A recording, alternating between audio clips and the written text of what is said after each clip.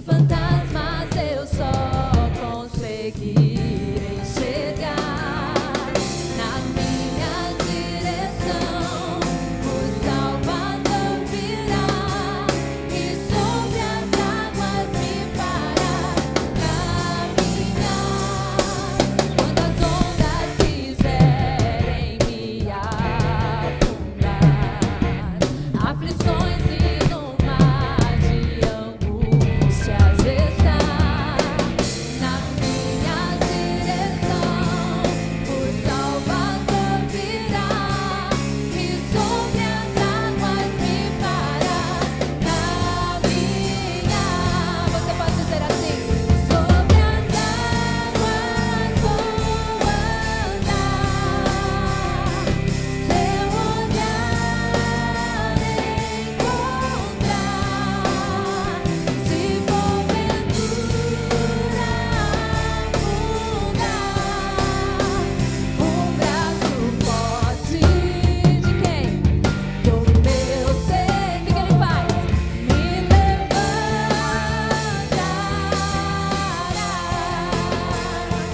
Sobre as águas vou andar, seu olhar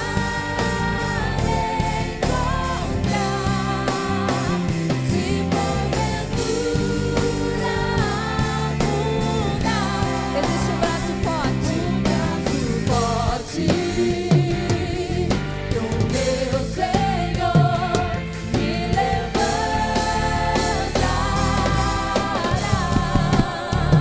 Você pode adorar o Senhor nessa noite, porque Ele está aqui com o seu braço forte para te levantar. Aleluia. Quando o mar agitado estiver e fantasmas eu só conseguirei enxergar na minha direção, o Salvador virá e sobre as águas me fará caminhar. Quando as ondas quiserem me afundar, aflições e no mar de angústias estar na minha direção, o Salvador virá e sobre as águas me fará caminhar. Diga: sobre as águas vou andar, seu olhar encontrar. Se porventura afundar, um braço forte do meu Senhor me levantará. Eu vou ouvir você dizendo: sobre as águas. Sobre as águas vou andar. Oh, querido, o Senhor está com o seu olhar sobre nós nesta noite. Oh, Senhor, o braço forte do meu Senhor me levantará.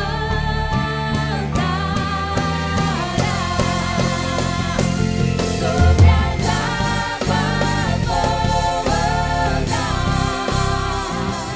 seu olhar encontrar. Se porventura afundar,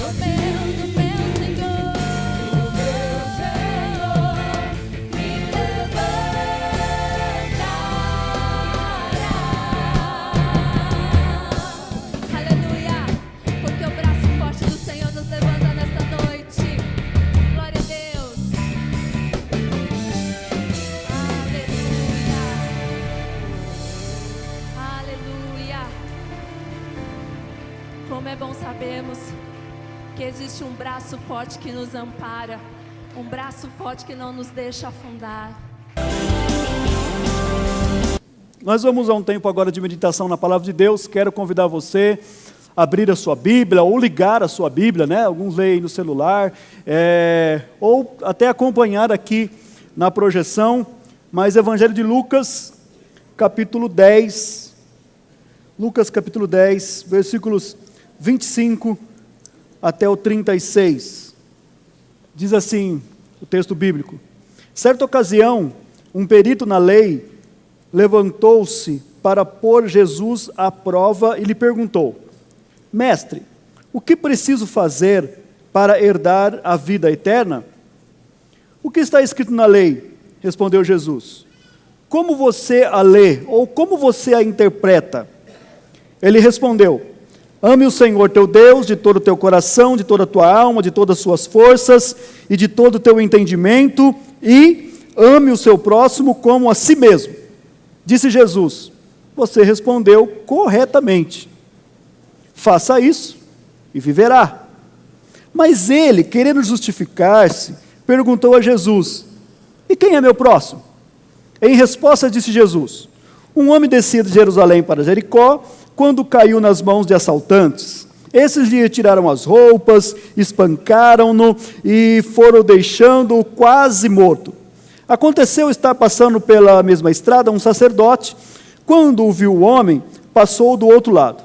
E assim também um levita, quando chegou ao lugar e o viu, passou pelo outro lado. Mas um samaritano, estando de viagem, chegou onde se encontrava o homem, e quando o viu, teve piedade dele. Aproximou-se, enfaixou-lhe as feridas, derramando nelas vinho e óleo. Depois colocou-o sobre o seu próprio animal, levou-o para uma hospedaria e cuidou dele. No dia seguinte, deu 2 denários ao hospedeiro e lhe disse: cuide dele. Quando eu voltar, lhe pagarei todas as despesas que você tiver. Qual desses 3 você acha que foi o próximo do homem que caiu na mão dos assaltantes? Aquele que teve misericórdia dele, respondeu o perito da lei. Jesus lhe disse: vá e faça o mesmo. Amém? Baseado nesse texto, o tema hoje é: faça isso e viverá.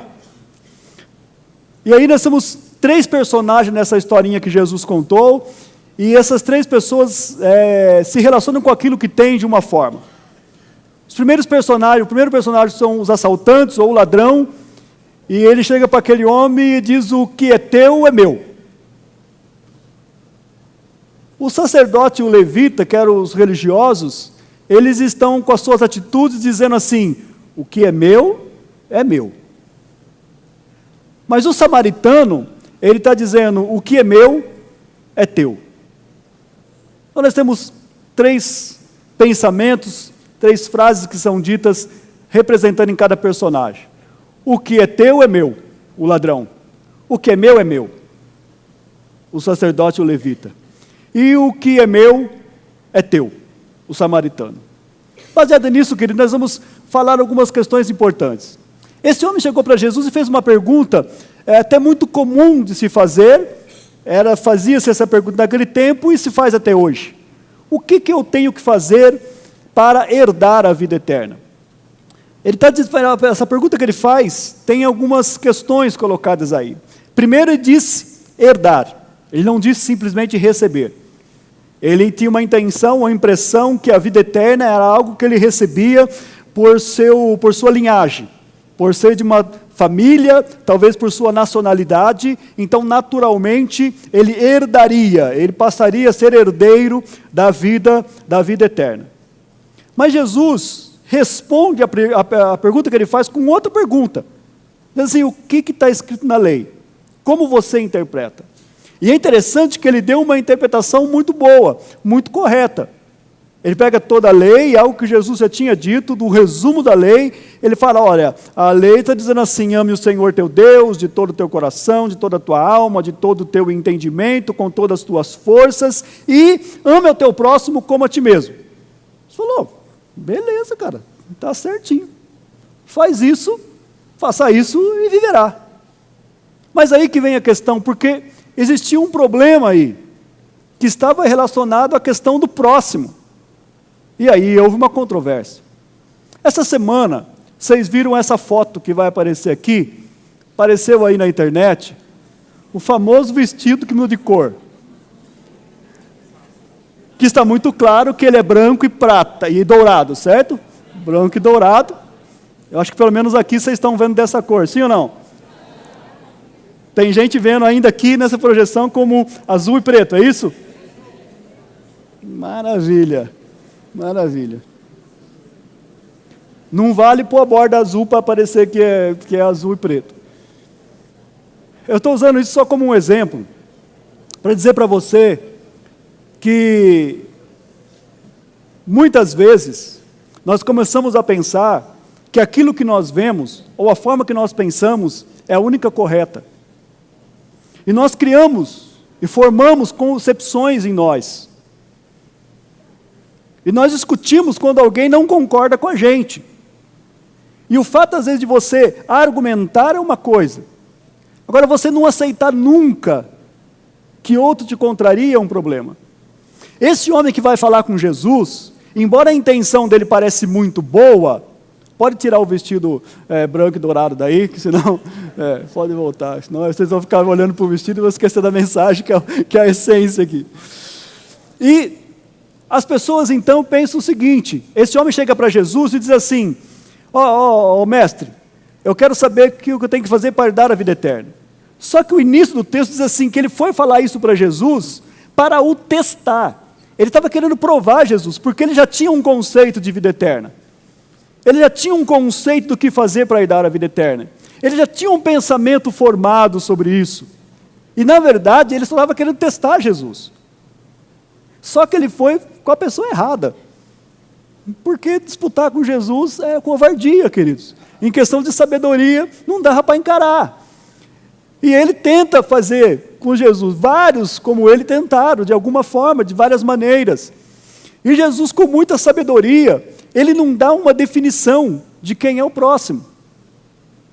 Ele coloca como que uma imagem, através dessa história, e diz para ele assim, decida. Assim como aconteceu com essa imagem que correu aí na internet nessa semana, cada um tira a sua conclusão. Tá bom, você acha que então que é branco e dourado, é branco e dourado. Você acha que é azul e preto, acabou. Tinha gente que estava vendo lilás, marrom, tal, verde e branco. Enfim, cada um vê com os olhos que querem ver.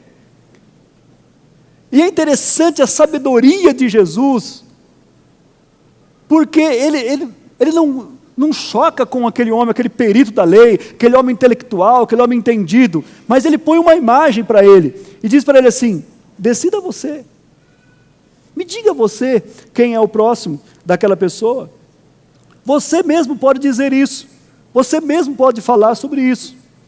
E eu tomo essa história aqui que Jesus contou, essa parábola, que eram lições ou histórias reais ou imaginárias, que tinha a intenção de trazer uma mensagem, de trazer uma aplicação. No caso, o foco da história era dar uma resposta a ele. O que fazer para dar a vida eterna? E, em segundo lugar, quem é o meu próximo? Porque o final da palavra era, ama o teu próximo, como a ti mesmo. Jesus falou, faça isso, você vai viver. Ele achou que estava muito simples e quis continuar a discussão. Então me diz, quem é meu próximo? Aí Jesus contou essa história que nós lemos aqui, que eu vou relatar de algumas formas para você, essa história dentro dessas 3 perguntas. Primeiro, na visão do ladrão. O homem, o assaltante, que encontrou aquele senhor na estrada, num caminho de Jerusalém para Jericó, era uma descida muito íngreme, e por ali passavam algumas pessoas, era um caminho natural de muitas pessoas que iam a Jerusalém para a adoração, para os cultos, e que voltavam para aquele caminho, e este homem, por acaso, estava passando por ali, alguns assaltantes vieram, roubaram suas roupas, feriram, deixaram quase morto. E dentro dessa controvérsia de que é o meu próximo, os judeus, os peritos da lei, eles tinham uma noção de próximo. Para eles, próximo era a primeira coisa, tinha que ser da sua mesma nacionalidade, tinha que ser um judeu. Eles não aceitavam nenhuma outra pessoa. No caso aqui, um samaritano, considerado por eles como estrangeiro, uma pessoa diferente, eles não consideravam. Depois de ser um judeu, tinha que ser alguém da sua família, um parente, um irmão, pai, mãe, ou um tio, alguém que de alguma forma estaria ligado a ele com um conceito de família. Aí então ele entendia, essa pessoa é meu próximo. Quando Jesus coloca então essa questão do próximo dessa maneira, que para ter a vida eterna precisa amar o próximo, e ele diz, e quem é meu próximo? Ele queria exatamente entrar nessa discussão com Jesus. Jesus conta então a história. O homem que foi assaltado, ele não tinha nenhuma condição de ser identificado por sua nacionalidade, porque existia duas maneiras como você identificava uma pessoa na sua nacionalidade, pela fala, pelo jeito dele falar, ou pelas roupas que eles usavam. Mas esse homem não podia falar, porque ele estava quase morto, e ele também, as suas roupas foram roubadas. Era impossível identificar qual a nacionalidade desse homem.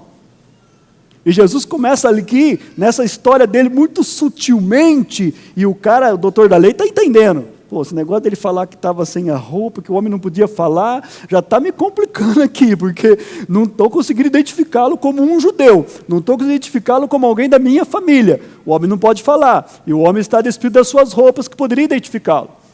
E aí, esses assaltantes, ladrões, fazem isso com esse homem. Mas, queridos, por outro lado, a lição espiritual que nós temos daqui, desse o que é teu é meu, do ladrão, fala muito de características que nós vivenciamos, nós vivemos, e que as pessoas vivem dessa forma. Talvez, você pode dizer assim, está colocando a gente na mesma categoria aí de um ladrão, de um assaltante. Não, eu estou falando que muitas vezes nós vivemos dentro dessa filosofia, o que é teu é meu. Porque isso é um retrato da sociedade. As pessoas hoje, e por muito tempo, buscam sempre extrair algo de alguém. As pessoas se aproximam de outro, desde que essa pessoa, de alguma forma, possa lhe interessar em algo. As pessoas chegam para fazer amizade com alguém, já com um questionamento, o que essa pessoa tem para me oferecer? Esse é um retrato da sociedade, principalmente aqui na nossa região, nos países e nos estilos de vida capitalista. Nós estabelecemos relações de interesse. 98% das relações que formamos são relações de interesses. No que a pessoa pode nos dar, no que as pessoas têm para me oferecer, no que eu serei beneficiado ao me relacionar, ao fazer uma amizade, a ajudar até alguém, o que eu vou ganhar com isso? Até mesmo às vezes quando uma entidade pede a sua colaboração, você já fala, escuta, você pode dar aquele recibo para eu deduzir no meu imposto de renda? Eu te ajudo, mas eu tenho que ter algum benefício com isso. E nós estamos sempre, qualquer coisa que formos fazer, temos sempre a tendência de querer descobrir que vantagem eu vou levar nisso.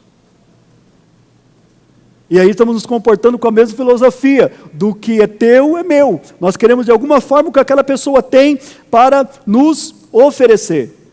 Ele não importa com o estado da pessoa, com a alma da pessoa. E quem figura de uma forma muito forte isso, é o inimigo das nossas almas. Jesus falou que ele como ladrão, ele veio para roubar, matar e destruir. E muitas vezes, queridos, os nossos comportamentos retratam exatamente esse espírito, que não é um espírito cristão, que não é um espírito que está identificado em Jesus. E Jesus, ao contar essa história para falar com eles sobre quem é o próximo, ele está identificando aqui um grupo de pessoas que se aproximam de outros somente por interesses, somente para tirar algo da pessoa, para sugar algo das pessoas. Mas na verdade, nós somos criados para dar, para oferecer. Deus fez isso, Deus nos criou com essa condição, com essa capacidade de sermos úteis às pessoas. E muitas vezes, nós estamos numa situação de angústias, de aflições, porque quando nós precisamos de alguém, quando as pessoas procuram alguém, eles não encontram ninguém para ajudá-lo, porque naquele momento você não tem nada a oferecer para aquela pessoa. É isso que acontece no mundo, sim ou não? Sim.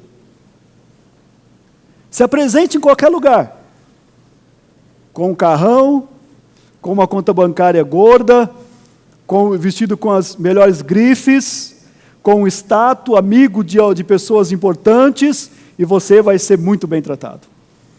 Você vai ser muito bem recebido. Aí você fala assim, olha, que pessoal educado, que pessoal maravilhoso, que cortesia, que coisa fantástica.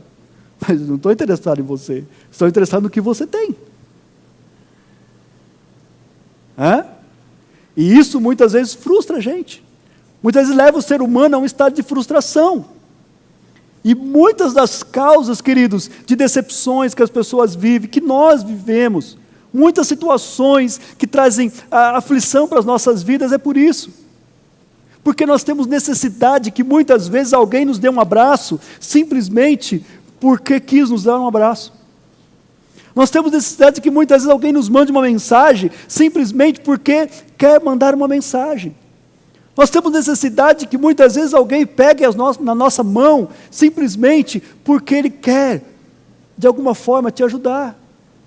Sem esperar nada em troca, sem esperar nenhum obrigado. É interessante como muitas pessoas, às vezes, faz alguma coisa por outro, e depois fica reclamando, olha, ele nem me agradeceu. Ele nem me agradeceu. Quando, na verdade, se isso acontecer, você deveria ficar feliz, porque você não teve nenhum agradecimento dele. Tudo que você fez foi acreditado para você somente. Porque isso faz bem para nós mesmos. E Deus quer nos ensinar aqui, queridos, uma lição gloriosa, que a gente não viva nessa filosofia do que é teu, é meu.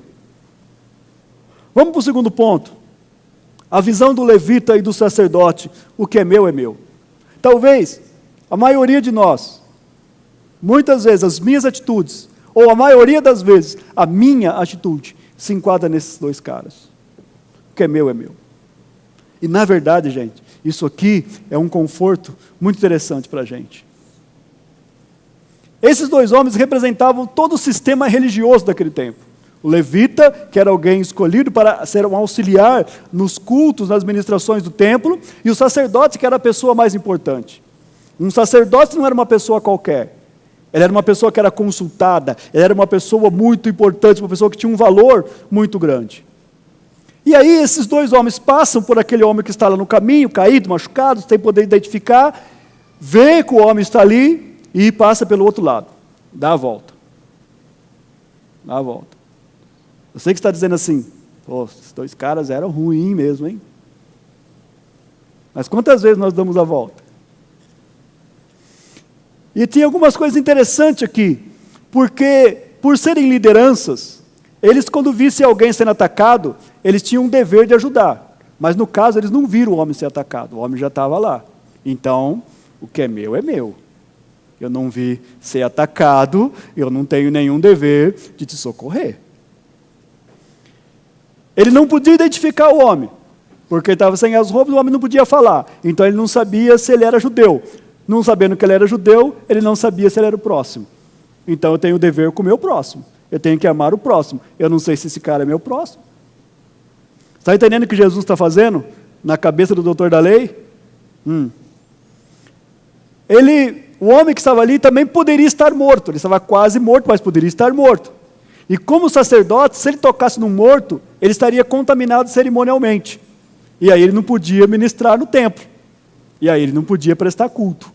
Então, o que é meu é meu. Eu tenho o meu dever, eu tenho o meu trabalho para fazer lá no templo, e se eu tocar nesse homem, vai que ele está morto. E aí eu não posso nem dirigir o cerimonial. Eu tenho que pensar no que é meu. Está certo ou não? Aparentemente, ele está certo. E para a maioria da nossa mente, às vezes, o cara tem razão, poxa. Depois ele tinha um sistema ético e religioso que o protegia. Ele era uma pessoa importante. Imagina um sacerdote, um cara importante debruçado ali num homem nu, curando as feridas dele, cuidando dele. Não ia ficar bem. pegava bem para um homem do alto nível, de alta sociedade. E nessa ele está falando, o que é meu é meu. O levita, que também era um líder religioso, tem a mesma atitude. Ele chegou e disse que esse aí não desviou logo. Ele chegou até o lugar onde ele estava e viu, e aí ele foi para o outro lado. Geralmente, quando o sacerdote saía do templo para a administração, ele caminhava, o levita não podia andar junto com ele, porque o sacerdote era muito importante para ter um levita ao lado dele, então ele andava a cerca de 500 metros de distância do sacerdote. Ele deixava o sacerdote na frente dos 500 metros, e aí ele ia atrás, andando atrás do sacerdote. Era assim que funcionava a caminhada dos cabas lá. E aí ele sabe que o sacerdote passou por ali. O levita está sabendo, o sacerdote passou por aqui. Embora ele não corresse o risco de contaminação, mas ele sabia que o chefe dele, o sacerdote, passou ali. E o sacerdote não fez nada. Se o sacerdote não fez nada, eu não tenho nenhuma obrigação também de fazer. O que é meu, é meu. Se o pastor, que é o pastor, não está vendo, o que eu vou fazer? Se o pastor, que é o pastor, não vai lá orar, por que eu tenho que ir? Se o pastor, que tem um chamado ministerial para ir lá e conversar com as pessoas e aconselhar, não está aconselhando, por que eu tenho que ir? O que é meu, é meu. Se ele ajudasse também, implicitamente, ele estaria fazendo uma crítica para o sacerdote. E ele não era doido de fazer isso, porque o sacerdote cortava ele do ministério. Ele perdia o cargo ministerial dele. Tipo assim, ô levita, oi, você ajudou o homem lá? Agora está todo mundo falando que eu não fiz nada e você fez. O que é? Você quer ocupar meu lugar? Você fala. Alguma coisa nesse sentido. Você já viu isso aí em algum lugar? Deixa com você. E aí ficou na mesma história. O que é meu, é meu. Isso significa egoísmo. E talvez essas figuras são as figuras que nós mais nos identificamos, que as nossas atitudes mais se identificam. Nós vivemos a vida sem olhar para... Olha, se eu for tentar ajudar todo mundo que está precisando, o que vai acontecer? Eu não vou ter tempo para mim. Olha, eu tenho minhas coisas para resolver, eu tenho meus problemas, eu tenho meus filhos, eu tenho minha casa. Eu já tenho tanta coisa para fazer, minha vida já é tão corrida, e nós ficamos justificando a gente mesmo. Eu tenho o que é meu, é meu. Eu tenho... É complicado isso. Não é isso que a gente fala, queridos? Ou não é? Ou só eu que falo assim? Você fala assim também, sim ou não? Você não é melhor que eu não, camarada. Nós temos a tendência de colocar essa questão em nossas vidas. Seja em coisas pequenas ou coisas grandes. Nós nos comportamos de uma forma como os religiosos. O que é meu, é meu. Eu tenho as minhas coisas. Isso aqui é meu. Isso aqui não dá. Nós fazemos isso com as nossas vidas, nós fazemos isso com os nossos segredos, nós fazemos isso com os nossos fardos, nós fazemos isso também com os nossos pecados. Nós guardamos para nós. E não temos tempo, às vezes, para abraçar alguém. Às vezes, dentro da nossa própria casa, você passa semana sem dar um abraço no seu filho, sem dar um abraço na sua filha. Você passa a semana sem se relacionar de alguma forma com uma palavra carinhosa, com uma palavra de ânimo, com uma palavra de estímulo para alguma pessoa. Gente, às vezes nós achamos que isso aí é sair socorrendo todas as pessoas que estão na rua. Olha, eu vou sair, vou ali na estação, tem um monte de gente vivendo ali debaixo de uma cobertura, e vou chegar lá, vou trazer essas pessoas tudo aqui para a igreja. Não, queridos, vai criar um problema, não temos lugar para essas pessoas dormirem aqui. Eu não estou falando isso, porque muitas vezes nós queremos criar algo extraordinário, até para mostrar que nós estamos fazendo alguma coisa. Quando, na verdade, às vezes Deus deseja de nós coisas muito mais simples. Coisa muito mais simples. Por exemplo, uma palavra de elogio para alguém. Como, por exemplo, aceitar alguém no seu convívio. Receber alguém. Dizer uma palavra que anime as pessoas.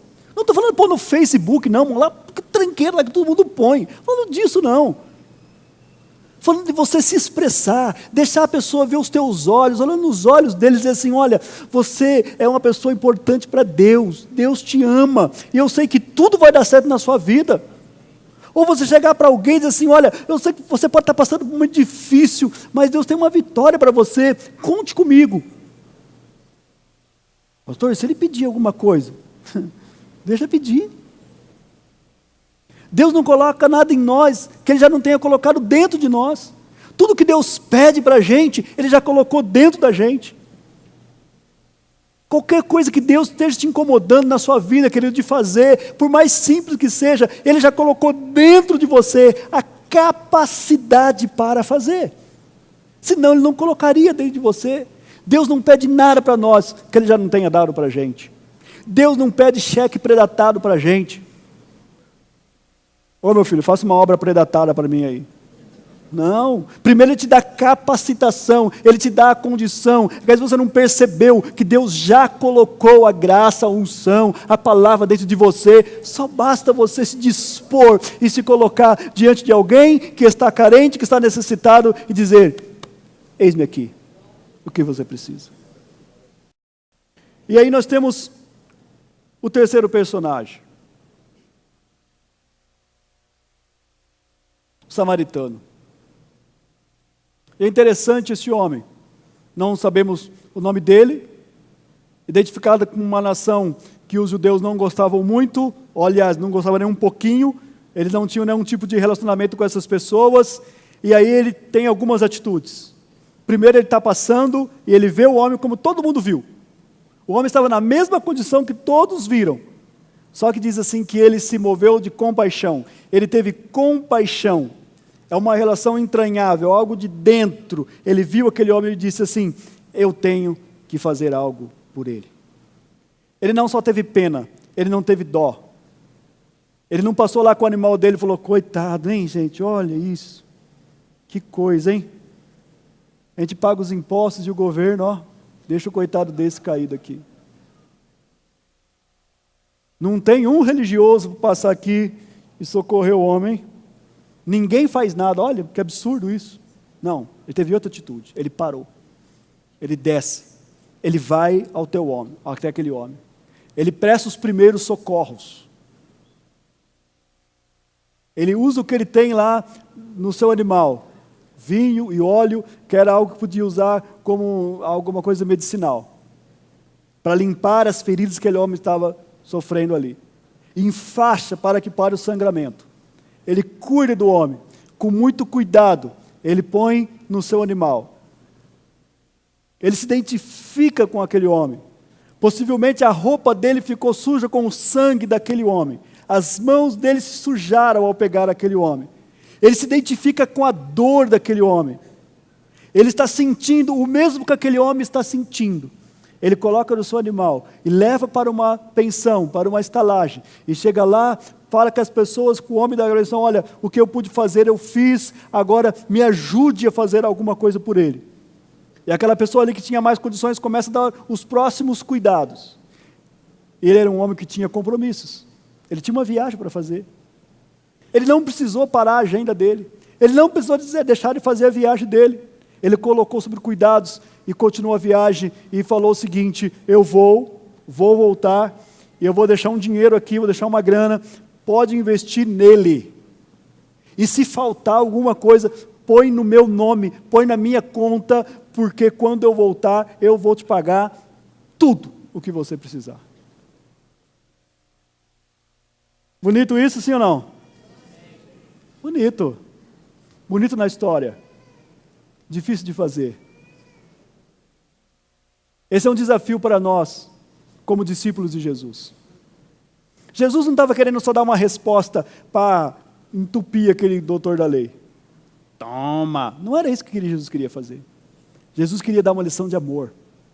Porque toda a palavra de Jesus, até mesmo quando ele pronunciava um juízo, era uma palavra de amor. Jesus todas as suas atitudes era uma atitude que transpirava amor. Ele queria mostrar o quanto ele ama as pessoas. E ele está mostrando que esse homem, a atitude desse homem, foi uma atitude de amor. Para nos desafiar como discípulos de Jesus, a nos compadecermos também das pessoas que estão necessitadas. Não importa quem elas sejam. Não importa se ela não tem o estereótipo que nós imaginamos que ela tenha. Não importa o que ela tenha feito. Não importa o caminho que ela tenha andado. Não importa se ela desafiou Deus. Não importa se ela está passando um julgamento. Quando Deus pede algo para nós, que Ele coloca algo em nós, é para que a gente possa dar para alguém. É para que realmente nós possamos fazer algo por alguém. Ele teve compaixão. Isso significa compaixão. Ele não tinha como identificar aquele homem. Não sabia a nacionalidade dele. Não sabia se ele era de boa família. Não sabia nem se ele era um bandido. Não sabia nada da história daquele homem. Ele só sabia quem ele era e o dever que ele tinha de fazer algo por uma pessoa. E ele faz.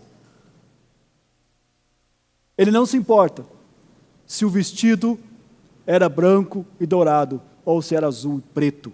Ele sabia de uma coisa: eu tenho um dever de ajudar. Ele não ficou levantando as questões polêmicas da religiosidade.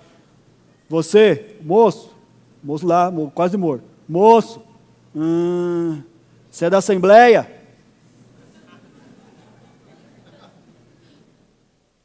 Imagina que o cara fosse. Sou, qual?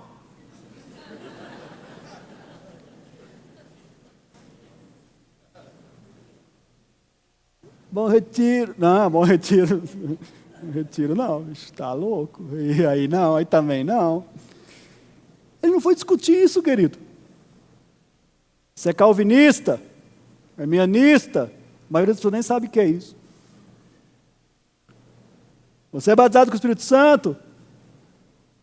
Você fala línguas? Está na igreja? Tem carteirinha? Deu dízimo esse mês?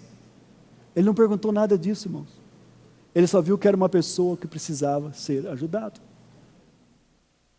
Era alguém que necessitava dele e ele tinha algo para dar para aquela pessoa.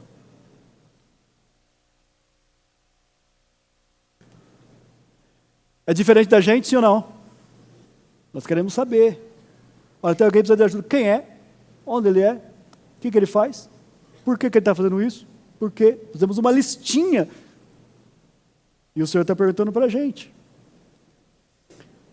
Primeira carta de João, no capítulo 3, versículo 16 e 17. O apóstolo João diz o seguinte: nisso conhecemos o que é o amor. Ele vai dar uma identificação de amor. Nisso conhecemos o que é o amor. Essa palavrinha tão falada, tão bonita, tão adorada. Amor, amor, amor. Nisso conhecemos o que é o amor. O que é o amor? Jesus Cristo deu sua vida por nós. Aí você dá aleluia, glória a Deus. Sim ou não? Oh, mas ele não acabou. E devemos dar a nossa vida pelos nossos irmãos. Até onde que tem que ir o nosso amor?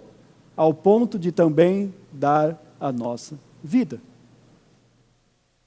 Pastor, mas aí complica um pouquinho.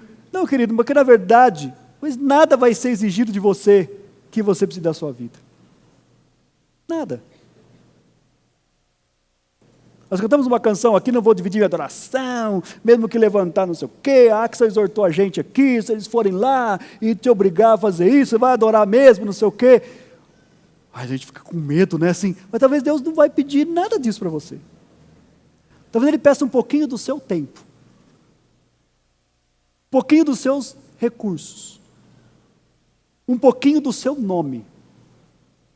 Ele peça um pouquinho de você, do seu comprometimento, do seu engajamento, da sua contribuição como pessoa, com o que Ele já deu para você, com o que Ele já colocou em você, que você disponha um pouquinho disso. Nem para Ele, para outros, para ajudar alguém, para fazer algo por alguém. Você não precisa criar uma ONG para isso. Você não precisa criar uma organização, não precisa criar uma entidade. Não que eu seja contra isso, maravilha por pessoas que fazem isso, tudo mais. Mas eu estou falando aqui, eu quero deixar muito claro aqui, coisas muito simples que nós podemos falar. Como, por exemplo, falar do amor de Deus para alguém.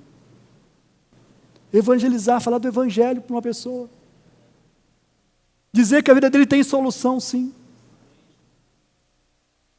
E quando Jesus fala isso para aquele homem, na verdade, queridos, ele estava falando de algo que ele mesmo fez. Que ele mesmo, Jesus, já tinha tomado essa atitude. O samaritano, aqui, pode ser uma figura, e pode ser entendido aqui como uma figura do próprio Jesus. Ele se compadeceu de nós. Jesus se compadeceu de nós. Ele nos amou, não somente de palavras, mas ele teve atitude para com a gente. Ele tratou as nossas feridas. Alguém já testificou aqui hoje que estava lá as feridas da vida. E constantemente o Senhor vem tratar as nossas feridas.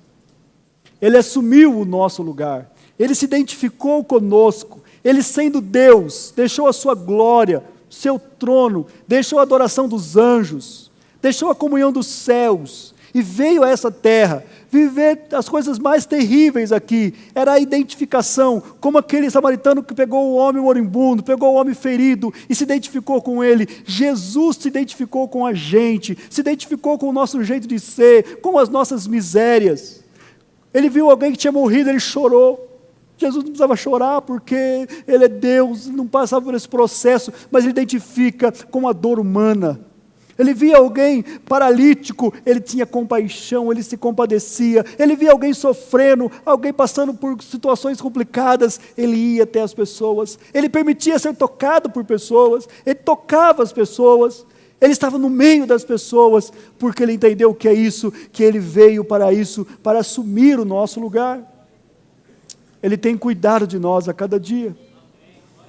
Muitas vezes eu e você, nós nem identificamos o cuidado de Deus.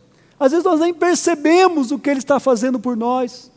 Às vezes nós corremos o dia todo e não percebemos as mãos gloriosas e poderosas de Deus cuidando da gente, dirigindo a nossa vida, livrando a nossa vida, livrando-nos de tantas coisas.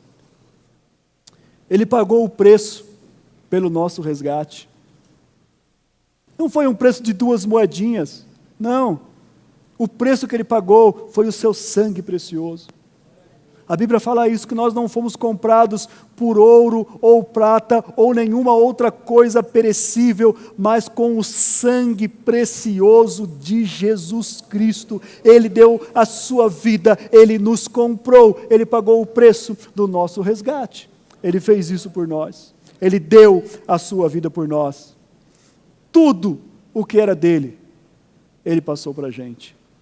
Tudo que é meu, Ele disse, vai ser de vocês. Ele fez uma oração ao Pai e disse: Pai, toda a palavra que o Senhor me deu, eu tenho dado para Ele. Depois ele disse assim: Pai, toda a glória que Tu me deste, eu tenho dado para eles. Pai, tudo que é Teu é meu, e tudo que é meu é Teu, e eu tenho compartilhado com eles. Aí ele fala assim: Pai, eu quero mais uma coisa só. Eu quero que aonde eu esteja, que o Senhor está, onde nós estivermos, que eles estejam também com a gente, que eles venham morar na nossa casa, que eles venham morar junto conosco. Jesus disse isso: o que é meu é de vocês. Tudo que é de Deus passou a ser nosso. Tudo que é de Jesus, através de Jesus, tudo que é dele, todas as riquezas, todas as glórias, todas as bênçãos, todas as conquistas, Ele tem transmitido para a gente. Ele tem dado para nós, queridos. É através disso que nós temos a salvação das nossas almas. Através disso que nós somos resgatados na nossa vida. Através disso que nós temos a bênção de Deus sobre nós. Quando ele acaba de contar essa historinha, ele pergunta para o homem: e aí? E aí o quê? O que você achou? Quem que foi o próximo? Não teu. Porque a gente queria saber quem é o meu próximo. E a pergunta do homem para Jesus foi: quem é o meu próximo? Está identificando isso? Nós estamos preocupados sempre com a gente. Eu quero saber quem é o meu próximo. Mas Jesus inverte a coisa. Ele fala, quem foi o próximo daquele que estava lá caído? Não vou dizer quem é o teu próximo, eu quero dizer quem é o próximo daquele rapaz que estava lá caído na estrada. Ele teve que responder o que ele não queria responder. Ele teve a cara de pau de falar, eu acho. Eu acho eu penso que foi o que usou de misericórdia com ele. Deus falou, é isso aí, cara. Você entendeu a lição. Você entendeu. Você entendeu? Amém? Você entendeu? É isso. Pastor, a pregação hoje é essa aí só? É, isso aí só. É o que Deus tem pra gente hoje. Quem é que está precisando de você? Talvez até hoje todos os cultos que você foi, terminou com uma pergunta, o que você precisa hoje? O que você veio buscar aqui nessa noite? Nós amamos esse tipo de coisa, né, irmão? Você veio buscar nessa noite, irmão? Deus tem para te dar o que você veio buscar. Você veio buscar uma resposta? Deus tem uma resposta. Você veio buscar uma bênção? Ele tem uma bênção. Veio buscar a cura? Tem cura. Veio buscar a chave? Ele tem chave. Mas Deus está invertendo a pergunta, como Ele fez com o homem. Quem é o meu próximo? Quem é o próximo daquele cara? A pergunta de Deus para você hoje é, o que você trouxe hoje? O que você veio trazer para Ele hoje? Até porque nós temos uma noção um pouco errada de culto, né, queridos? Culto. Se a gente for para qualquer oriental e falar com ele sobre o que é culto para a gente, o que é culto? A culto é o momento que eu vou lá buscar as coisas de Deus. Vou lá para receber as bênçãos. Vou lá para receber oração. Vou lá para receber alegria. Vou lá para receber paz. Ele fala, mas eu não entendo nada disso de culto, não. O que é culto para você? Culto é algo que eu vou dar. Que eu vou adorar. Que eu vou contemplar. Que eu vou meditar. Que eu vou ver lá o meu Deus. É isso, é. Tem religiões que tem Deus que eles levam comida para o Deus dele, leva comida, leva prato de macarronada, um frango, leva os negócios lá, põe tudo lá. Eles chamam de oferendas. O nosso Deus não precisa de nada disso, querido. Nada disso. Mas ele não precisa, na verdade, de nada. Mas ele se alegra quando a gente faz isso. Quando a gente vem para adorá-lo. Quando a gente vem para reverenciá-lo. Quando a gente vem para trazer algo para Deus.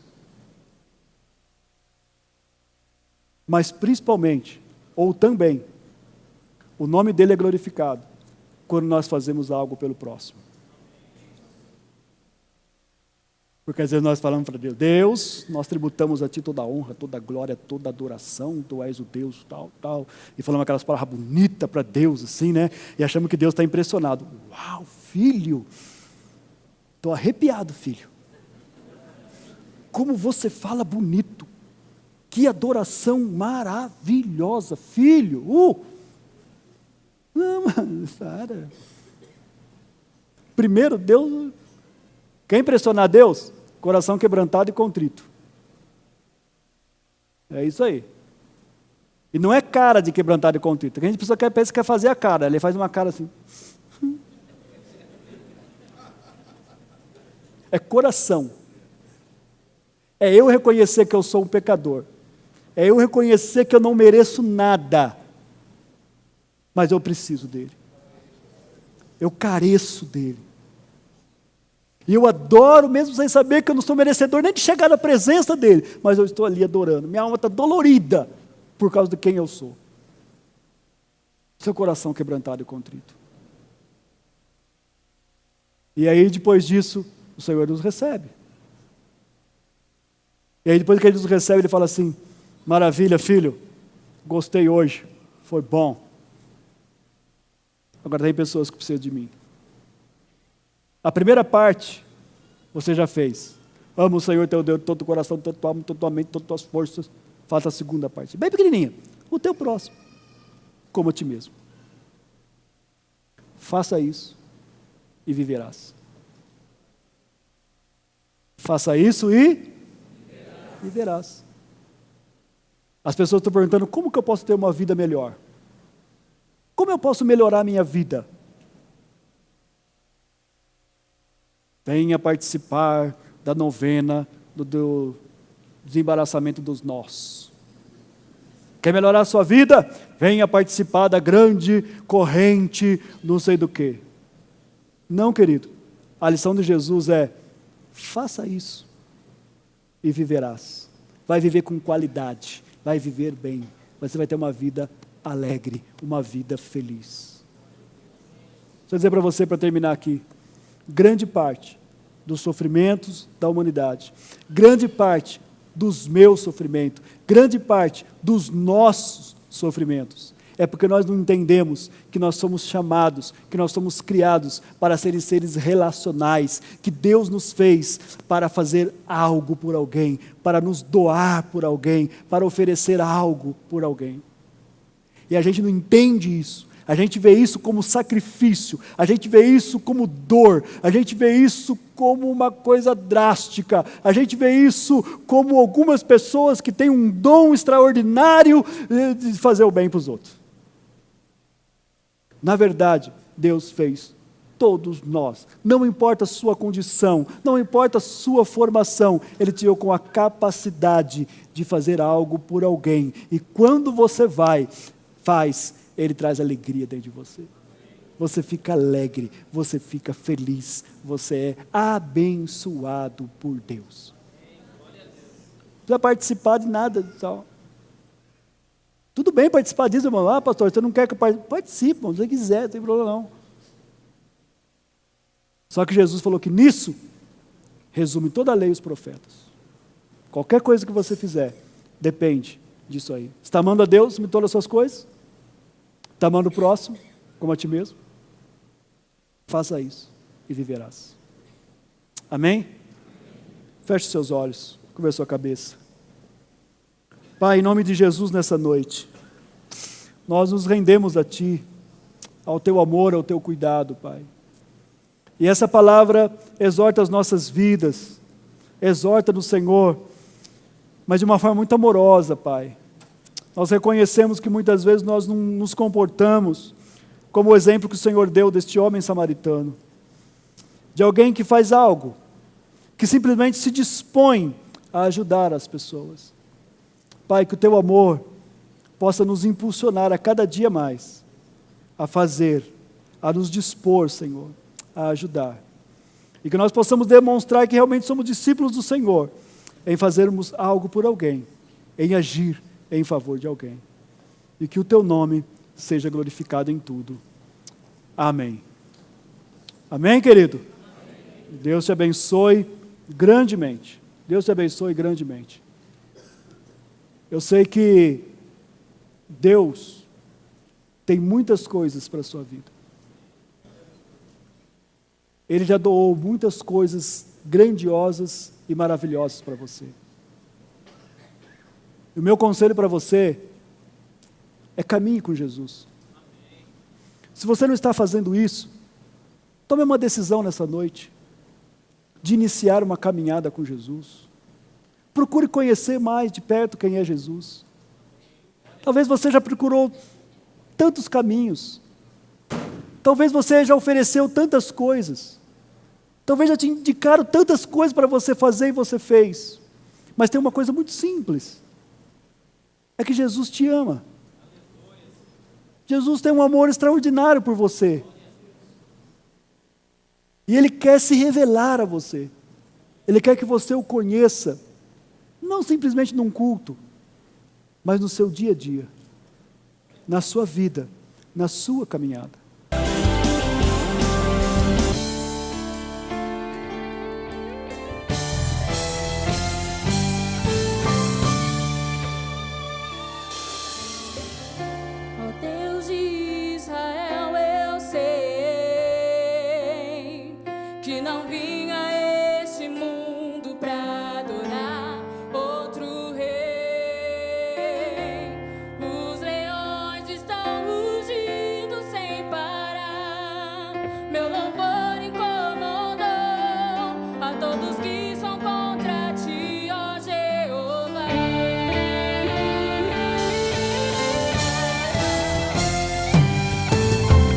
Nada pode declarar o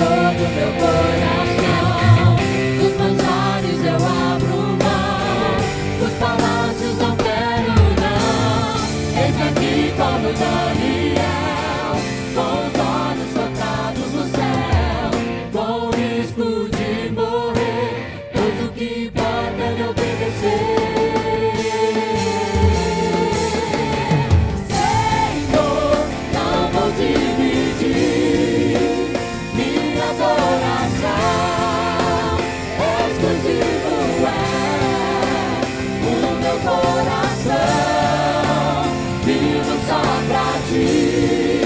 Não abro mão do céu, até diante da morte.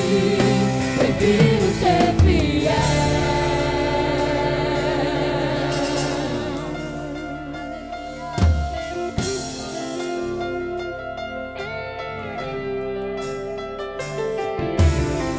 Nada pode intercalar o louvor do meu coração. Dos manjares eu